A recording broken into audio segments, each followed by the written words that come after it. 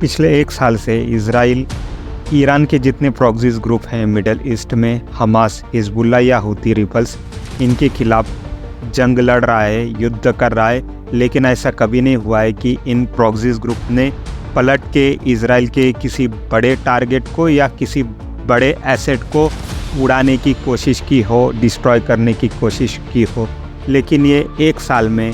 पहली बार ऐसा होते हुए दिखाई दे रहा है कि हिजबुल्लाह की तरफ से एक ड्रोन अटैक किया जाता है इज़राइल के प्रधानमंत्री बेंजामिन नेतन्याहू के घर के ऊपर, और उनके वाइफ को वहाँ पर असैसिनेट करने का प्रयास वहाँ पर किया जाता है। ये सबसे बड़ी गलती हिजबुल्लाह की तरफ से और ईरान की तरफ से होते हुए हमको दिखाई दे रही है, क्योंकि ये जो गलती है इसी का इंतज़ार एक लंबे समय से इज़राइल कर रहा था, और इज़राइल चाह रहा था कि ऐसी गलती ईरान के प्रॉक्सी ग्रुप करे या ईरान करे, ताकि उनको जस्टिफिकेशन मिल जाए ईरान के ऊपर और इन जितने भी प्रॉक्सीज़ ग्रुप है इनको एलिमिनेट करने का, इनको ज़मीन में गाड़ने का। और यही मिस्टेक जो है 1 अक्टूबर 2024 को ईरान करता है, सैकड़ों मिसाइल इज़राइल के ऊपर दाग के। और ये दूसरी मिस्टेक हो रही है इन प्रॉक्सीज़ ग्रुप की, ईरान की, जो इन्होंने डायरेक्ट इज़राइल के प्रधानमंत्री बेंजामिन नेतन्याहू के घर के ऊपर अटैक किया हुआ है। हाइफा, ये जो पोर्ट सिटी है, इसके नज़दीक जो सिटी जहाँ पर बेंजामिन नेतन्याहू का घर है, वहाँ पर अटैक किया गया। बेंजामिन नेतन्याहू और उनकी वाइफ उस समय जब अटैक हुआ अपने घर पर मौजूद नहीं थे। लेकिन ये जो सुसाइड ड्रोन से अटैक किया गया है, जिसकी रिस्पॉन्सिबिलिटी फ़िलहाल हिजबुल्लाह ने नहीं ली है, लेकिन ईरान इसकी जो पॉसिबिलिटी है, इसके जो इम्पैक्ट होने वाले हैं ईरान और इस हिजबुल्लाह के ऊपर, लेबनान के ऊपर, उसकी जो भीषणता है उसका अनुमान लगाते हुए खुद ही भाग के यूएन में पहुंच गया है। और उसने यूएन को इन्फॉर्म किया है कि हिजबुल्लाह ने ये जो एक्ट किया हुआ है, जिसको उन्होंने इज़राइल के पीएम को टारगेट करके सुसाइड ड्रोन भेजा हुआ है, ये हिजबुल्लाह की तरफ से बहुत ही भारी गलती मिडल ईस्ट में की गई है। अब जो बेंजामिन नेतन्याहू है, ये अमेरिका के साथ बैठ के प्लान बनाएंगे कि इस टारगेट को, ईरान को कैसे निपटा जाए। लेकिन सबसे पहले आपको समझना होगा कि जब से पिछले साल से हमास ने इज़राइल के ऊपर अटैक किया हुआ है, तब से सिलसिलेवार तरीके से इज़राइल ने हमास की जितनी लीडरशिप थी, चाहे वो मोहम्मद दाएफ हो, इस्माइल हानिया हो, या अभी मारा गया याया सिनवार हो, इन सभी को सिस्टमेटिकली हमास की लीडरशिप को ख़त्म किया हुआ है। इनको टोटली वहाँ पर असैसिनेटेड करवाया गया है। और उसके बाद ईरान ने जो है लेबनान में बैठे हुए हिजबुल्लाह को टारगेट करना चालू किया है। हिजबुल्लाह के जो प्रमुख थे हसन नसरुल्लाह, इनको भी 15 दिन पहले ही, 20 दिन पहले ही इज़राइल ने ज़मीन में 50 फुट नीचे क्लस्टर बॉम्ब डाल के मारा हुआ है। और हिजबुल्लाह के भी जितने टॉप के 2-3 लीडर्स थे, उनको ऑलरेडी इज़राइल निपटा चुका है। बाकी के हिजबुल्लाह के लीडर डर के मारे बिल में जा छुपे हैं, टनल में जा छुपे हैं,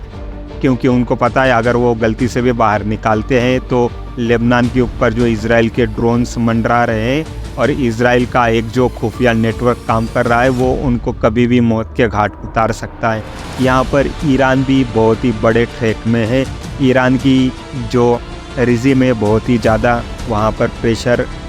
अपने ऊपर झेल रही है, क्योंकि आपको पता ही होगा कि ईरान की जो मुल्ला मौलवी रिजीम है, ये वेस्टर्न वर्ल्ड को, खासकर अमेरिका और इज़राइल को बिल्कुल भी पसंद नहीं है, क्योंकि वो एक दुश्मनी का एंगल अमेरिका और इज़राइल से पिछले 40-50 साल से बनाए हुए हैं, जिसकी वजह से अमेरिका और इज़राइल ईरान में रिजीम चेंज का जो अपना प्रयास है उसको बढ़ चढ़कर आगे करते हुए हमको दिखाई देते हैं। अभी अमेरिका और इज़राइल बैठ के विचार विमर्श कर रहे हैं कि ये जो ईरान ने अपने प्रॉक्सीज़ मिडल ईस्ट में फैला के रखे हुए हैं, गाज़ा पट्टी में हमास, लेबनान में हिजबुल्लाह, यमन में हूती रिबल्स और सीरिया में जो छोटे बड़े उनके प्रॉक्सीज़ ग्रुप खड़े हैं जो इज़राइल के ऊपर अटैक कर रहे हैं, उनको कैसे निपटाया जाए। साथ ही साथ ईरान की जितने भी एसेट्स हैं और ईरान का जितना भी कमाई करने का जरिया है, चाहे वो गैस और ऑयल फील्ड्स हो या ईरान के परमाणु संयंत्र हो, मिसाइल बनाने की फैसिलिटीज़ हो, उनको कैसे टारगेट करके एलिमिनेट किया जाए। और ईरान की जो IRGC,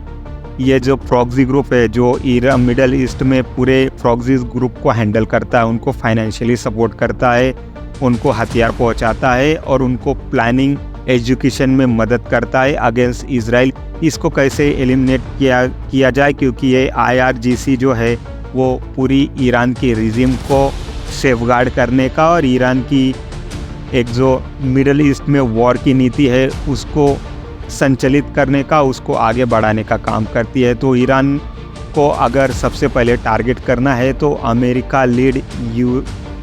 लीड इजराइल को IRGC को सबसे पहले निपटाना होगा। उसके बाद गैस और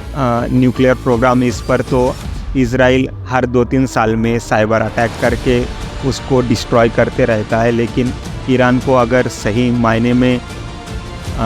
दर्द देना है, ईरान को सही मायने में अगर लेसन सिखाना है तो IRGC को सबक सिखाना बहुत ही ज़रूरी हो जाता है। IRGC को अमेरिका पहले ही टेररिस्ट ऑर्गेनाइजेशन डिक्लेयर कर चुका है। अगर यूरोपियन यूनियन और UN भी अगर IRGC को टेररिस्ट ऑर्गेनाइजेशन डिक्लेयर करता है तो इजराइल के लिए बहुत ही आसान हो जाएगा ईरान के ऊपर अटैक करके ईरान को नेस्तनाबूद करने का और IRGC का नामो निशान मिटाएगा। लेकिन फ़िलहाल ये जो इजराइल के प्रधानमंत्री बेंजामिन नेतन्याहू के घर के ऊपर ये जो सुसाइड ड्रोन का अटैक हुआ है जिसमें बेंजामिन नेतन्याहू बाल बच गए हैं, उसका इजराइल किस हिसाब से बदला ईरान के ऊपर लेता है वो देखना बहुत ही इम्पोर्टेंट हो जाएगा। लेकिन अभी तक आपने हमारा चैनल ट्रांसमीडिया फोरम लाइक और सब्सक्राइब नहीं किया है तो आप सभी से विनती है तुरंत सब्सक्राइब बटन दबा के हमारा चैनल ट्रांसमीडिया फोरम लाइक और सब्सक्राइब कर दीजिए। Thank you very much.